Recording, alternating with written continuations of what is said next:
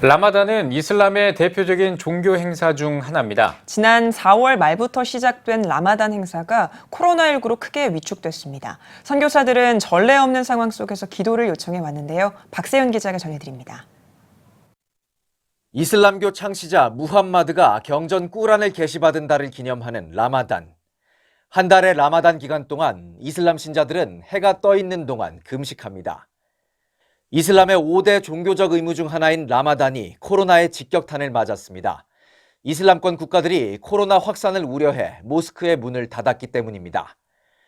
라마단의 핵심은 금식과 더불어 금식 후 시행되는 저녁기도 타라위와 저녁 식사 모임 이프타르. 이슬람 국가들은 타라위와 이프타르를 금지하고 외출도 자제해 줄 것을 당부했습니다. 1년 중 가장 활발한 라마단 기간 성지순례도 전례 없는 위기를 맞았습니다. 사우디아라비아에서 이슬람 최고 성지 메카 대사원과 메디나 예언자 사원 방문을 불허한다고 밝혀온 것.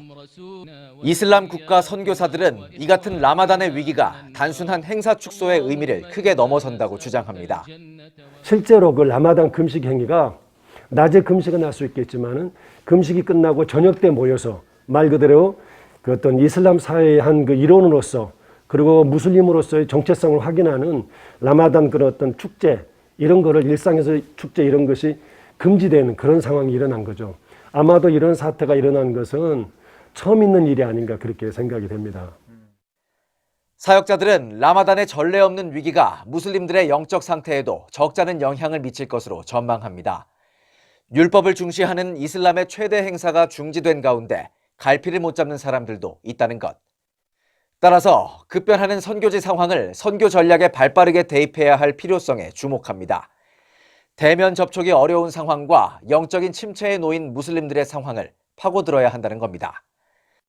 이런 부분에 있어서는 사역의 어떤 위기라고 할 수 있죠.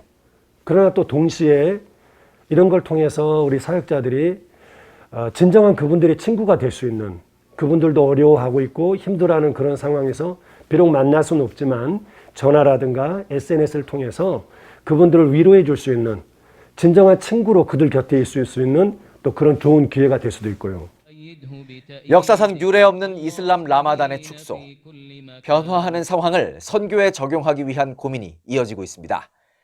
CTS 뉴스 박세현입니다.